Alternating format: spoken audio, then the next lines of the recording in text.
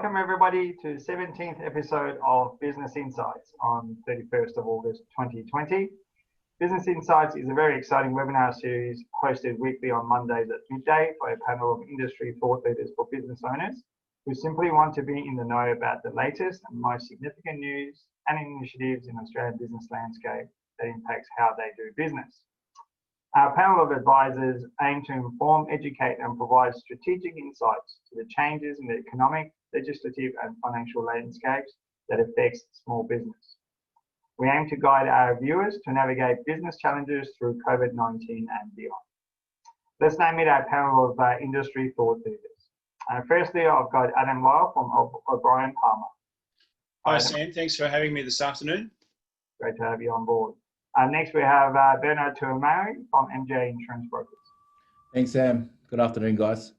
Thank you. Normally we would have Ian with us. We won't have tax and accounting specialists today as he became a dad last week. So congratulations to him and Belinda, and we look forward to having him back soon. Next we have Liza from Enigma HR. Hello everybody. Good morning. Thank you, Liza. And next we have Rob Skeen from Oasis, Skeen Property Advisors.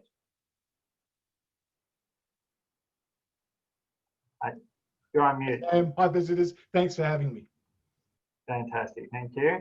My name is Sam Gracie from Monica Private Wealth, and we look forward to having this chat with you.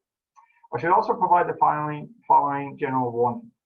The views and opinions shared on this webinar are designed to be general information only, and not designed to be taken as specific advice for your personal or specific circumstances. Feel free to reach out to all our esteemed panel members for these specific advice to meet your requirements. Now let's get started. I'm going to start out with Rob. Rob, tell us a bit about what's happening in the property market at the moment. Thanks Sam. Well, our numbers from last Saturday, the 29th of August, Sydney had 488 homes go under the gavel with a clearance rate of 68%. This time last year, the clearance rates were around 81%, so showing a drop of 13% this year. The New South Wales government came out last week advising that there will to be no more than 20 people attending an on-site auction. So that's definitely going to impact the industry with this new restriction.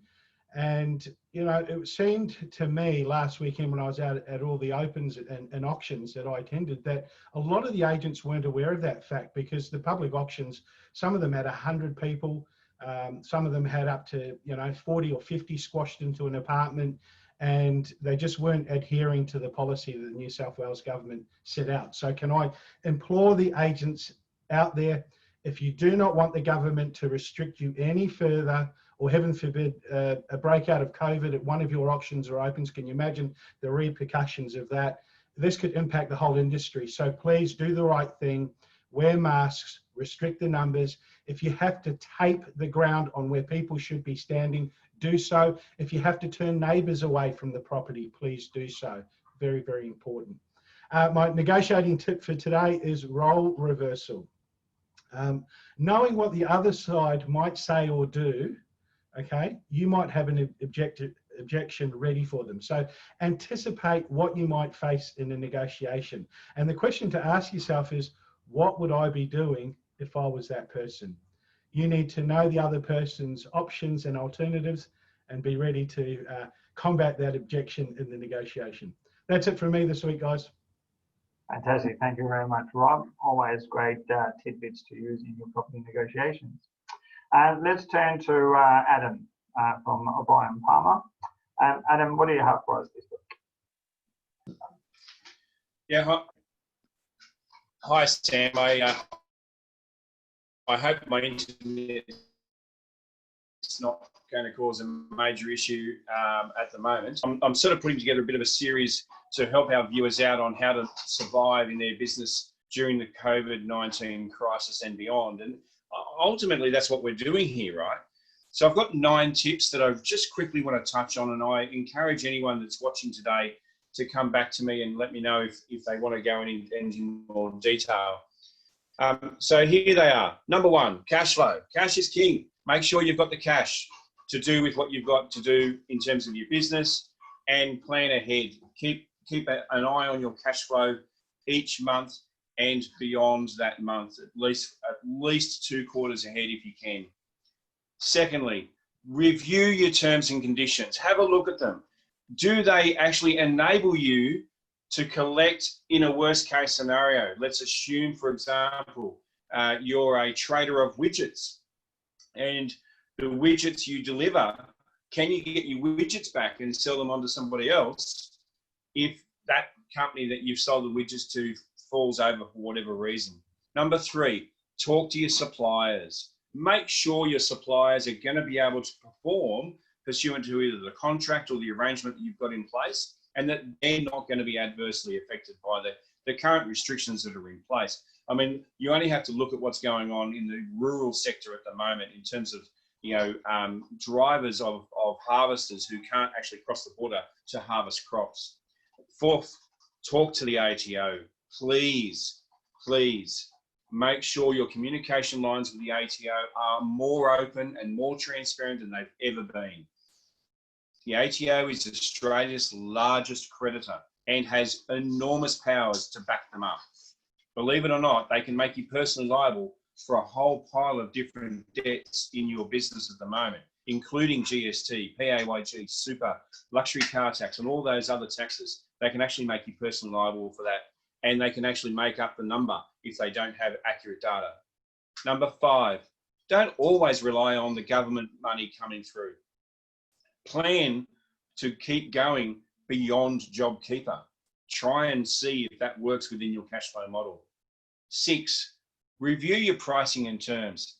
There's nothing wrong if you're providing an additional service or an additional way of providing support for your customers to price that accordingly. Don't be afraid to say, hey, I'm prepared to do this. Look at the restaurant industry at the moment. Their premiums on top of their existing pricing structures for you to. Number 7, look at other options, other ways of getting money in the door. They talk about pivoting. Be careful with those things, but please consider them. Take them on board. Think about other ways of generating revenue. Number 8, service, service, service, and service. Service your customers like you've never serviced them before. Make them feel so special and wanted and loved, and they'll stick with you. Make sure they know that you're there and you can help them out, and keep that point of difference accurate. Number 9, and I'm sure Liza will cover this, look after your fantastic staff. But if you need to shed them, do it nicely, do it properly, do it legally, and do it ethically, because obviously staff numbers need to match what the business demands. There's my 9 tips for this week. I hope that's been helpful for our readers, and look forward to hearing from anyone that needs any more information. Fantastic. Thank you very much, Adam. And certainly those 9 tips are great tips. Obviously, cash is king is very big. And the reality is that all those 9 tips are timeless. So regardless of COVID times or not, they're going to be very useful in having a great business over time. So let's turn our attention now to our insurance specialist, Bernie. Bernie, what's happening on the insurance front? Thanks, Sam. Thanks, guys. In August, the Insurance Council of Australia launched proceedings in the New South Wales Supreme Court. So these were to test limits of something I brought up a few weeks ago around the infectious diseases exclusions on business interruption insurance policies. So basically, Sam, the disputes relate to some business interruption policies that still refer to the old Quarantine Act of 1908. It's been a very long time since it's been updated. However, it was replaced by the Biosecurity Act of 2015. So what the dispute is, guys, is that you have a policy wording that still refers to an old act. So when coronavirus hit, a lot of law firms and consumers are arguing that that exclusion does not apply to business interruption because they refer to the old act. And again, a lot of old insurance policies still refer to this act. So the dispute is around this. Now, there's no doubt the insurers are going to argue, or their standpoint is the intent of the exclusion is not so much which act it refers to, but more around the intent to exclude any communicable diseases and infectious diseases. So regardless of what act they refer to in the policy wording, the intent does not change. I no doubt would imagine that the insurers will also say that the trigger of any business interruption policy is property damage. So basically meaning in the event of some form of property damage, such as fire or water, if that affects your business, then that's when the business interruption insurance policy is triggered. Now, there's no doubt, regardless of what the outcome is, there's going to be some major ramifications, not only for the insurance industry, but I guess consumers alike. There are some articles that were published over the last few weeks that say that up to $600 million worth of premiums or payouts will be paid out if every case that goes to trial is paid in favour of the consumer. There's no doubt as well that insurers and the actuaries would not have factored these premiums to cover this exposure. So when they factored in, your business pack policy or your business interruption policy, they wouldn't have factored in a premium collection for this exclusion. So that's one thing that needs to be taken into consideration. There's been articles over the last couple of weeks around how the industry is going to address outbreaks such as COVID-19 moving forward. A lot in the industry is saying that the private sector and the insurance sector cannot bear the brunt of it alone. It needs to be in conjunction with, I guess, a lot of different governments, whether it's local, state or federal. So, there are things that need to be considered. Now, the other thing that I guess consumers need to consider is when you think of insurance premiums, it's a community pool. So everyone contributes to the community pool, and out of that pool, claims are paid, insurers make their profit, they pay, administration costs and whatnot. So, regardless of whether this is paid out, at the end of the day, the consumers are going to be copying the increase in premium. So there are a lot of things to consider here. What the insurance industry is going through at the moment is there's a huge shrinking pool of insurance premium collected because of the impact of COVID-19 on consumers. One thing that we've all learned during COVID-19 is that there are not many industries that are safe. I've said it quite often that insurance makes the world go round, and not even we are safe. So there's no doubt that there's an impact on even our industry.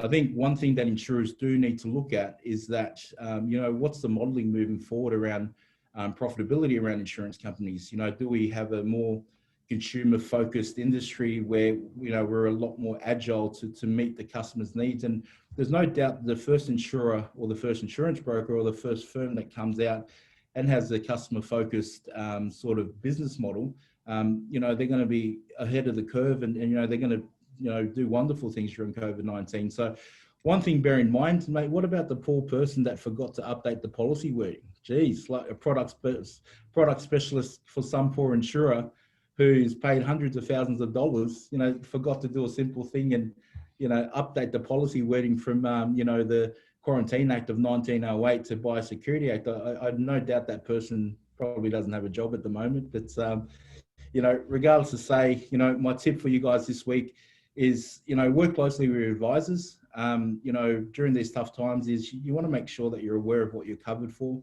and what you're not covered for. And that's all for me this week, guys. Great, thank you very much, Bernie. And this is exactly why we're so glad to have you on this panel to help us deconstruct this such a complicated matter as insurance. So definitely reach out to Bernie if you've got any questions about insurances. No doubt there isn't too many of those 1908 policies around anymore. Thank you, Bernie. And then let's turn our attention now to all things to do with employment and HR. Liza, how things are going? Hi, things are going really good. And by popular demand, because of my internet connection last week, I'm just going to go fairly quickly and just do a run through on the 8 ways managers can support employees' mental health, right? So I'm going to start over again, and I'm going to do this as promptly as possible. So the first tip is be vulnerable. So remember, this is the tip for managers.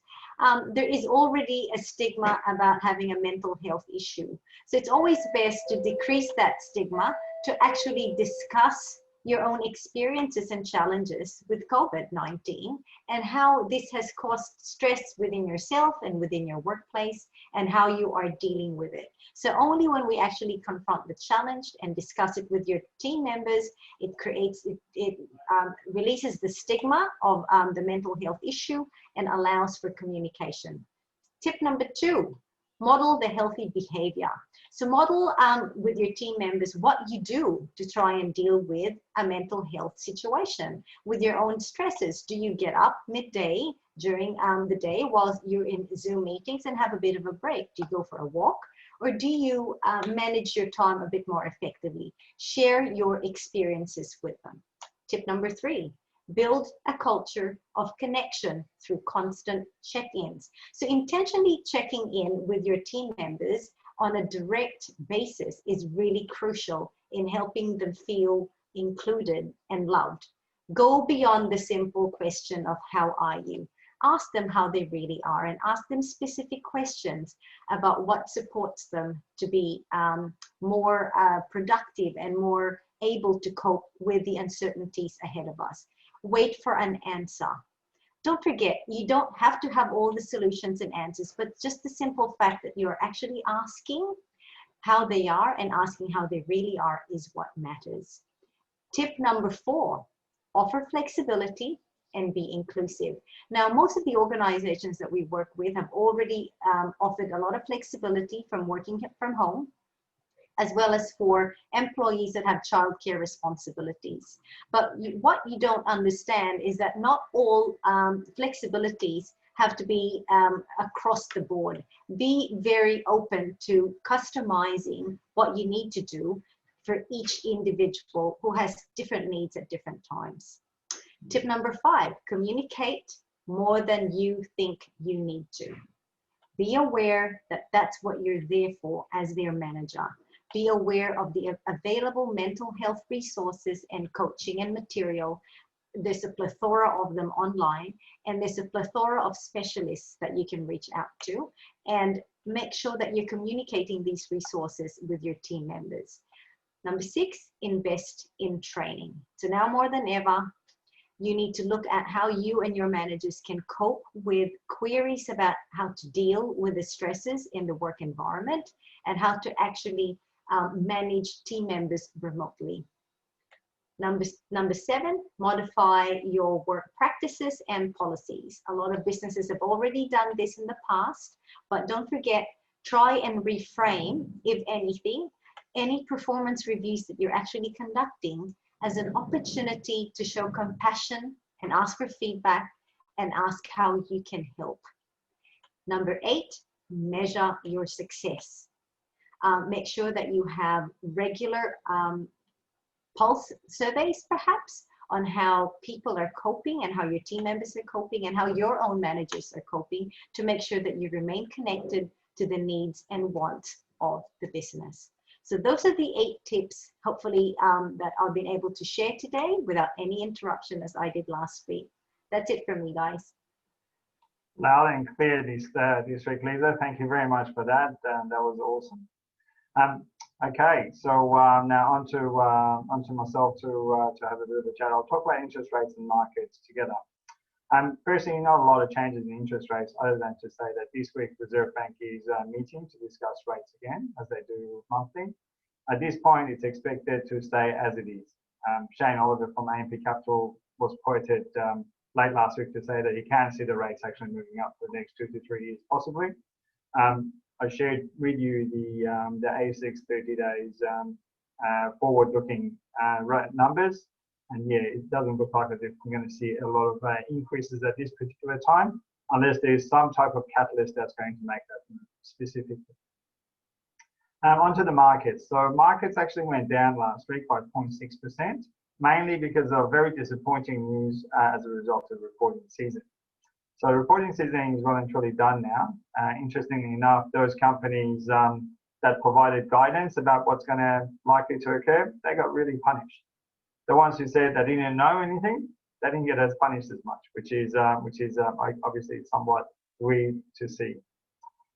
Over the next few months, what we are going to see is the battle line well and truly being drawn between retailers and in the shopping centres and the landlords in those shopping centres. this is an area that's going to be probably quite sticky and ugly. So, and that's going to have an impact, obviously, on those retailers and also the shopping centre owners. So, and we'll update you more about that as we go. So the big news this week, though, will be the release of the GDP figures on Wednesday. It's expected to be about -7% for the June quarter, putting us fair and square in official recession, and one that Adam has been talking about for quite some time, and also giving us some really great tips about how we can avoid participating in the recession as best as possible. And one that is really, this particular number, if it comes to pass, which is expected, will be worse than the GFC or the depression times. On Friday, retail sales for July will also be out as well. So they'll be another good indicator of how things have been going along since the pandemic. Now, the reality though is that, the eye will be to our December quarter. So, we just talked about the June GDP quarters. We're talking about almost 6 months down the track. It's really what happens in the December quarter that's going to be the key indicator of how the economy is going and how that recovery is going to be happening. And that's because essentially the first lot of the loan deferrals on the $200 billion is expiring. And obviously the JobKeeper might be stepping down as well. So the overall impact of that will flow through to the economy. Now, you may recall I mentioned about Apple being worth about $2 trillion. So statistically, that's about 3 times the value of Turkey's GDP. So for one apple, you can get 3 turkeys. With that concludes my particular part of the segment. I wanted to see if there's any questions from the panel.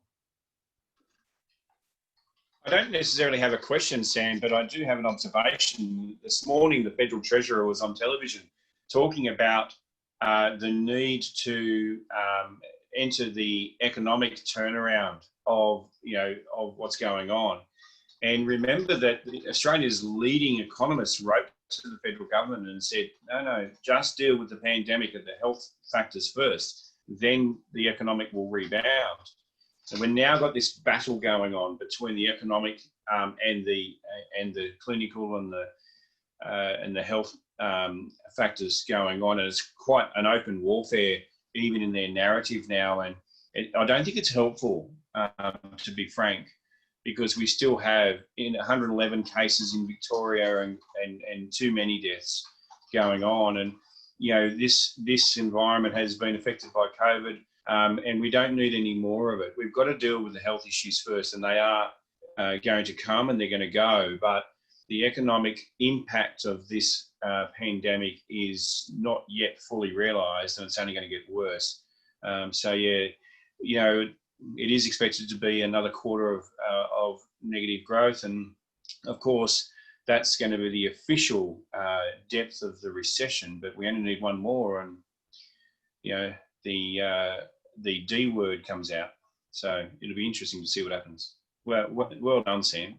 Yeah, no, I agree. It's almost it's a bit like the US. The whole fight about getting the economies back open versus getting the health right first. A lot of these things, I guess, it's just time will tell as to how it's all gonna play out. Very good comment there, Adam. Thank you. Any other questions from any other panel members? No? And so for the viewers' benefit, we had a bit of a chat as part of the panel, and we thought we would share with you some topical books that can help you during this pandemic and beyond. And I'll start off by showing the book that I regard very highly, which is basically The Richest Man in Babylon by George S. Payson. And a great read for anyone who wants to get their finances in order. And it's a timeless read, written in 1920s and printed every year since. So do yourself a favour, buy this book and read it cover to cover. I might just now turn to Bernie for his recommendation. Thanks, Sam. My recommendation, I won't read it out too loud, but that's my recommendation by Mark Manson. It's a great book. on negotiations, on mindset. So it's a very easy read, and it's definitely a page turner. Interesting. Thank you very much. Rob, what have you got for us? Well, Sam, I wasn't listening last week when you said about the book. So lucky, the library's behind me. So I just reached back and I grabbed the first one that came to hand. And what a pearler, Why Men Don't Listen and Women Can't Read Maps by Alan and Barbara Peace. A couple of the topics in the book: why men really can't do one thing at a time, why women make such a mess of parallel parking, why men want sex and women need love. Absolute pearler, guys. Highly recommended. Fantastic. Yes, thank you very much for that. Liza, what have you got for us? All right, I've got Traction. Can you see this? Yep. By Gina Wickman. And it's trying to get a grip on your business, which is what everybody in this pandemic period is actually doing inadvertently. And there's a chapter 4 on the people component of trying to get a grip of that element in your business. And it talks about surrounding yourself with good people.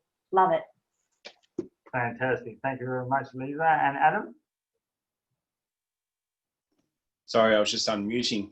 So a couple of years ago at one of the functions that I had at my previous firm, we had Alex Malley, who was, of course, at that time, had just finished up his contract with CPA Australia.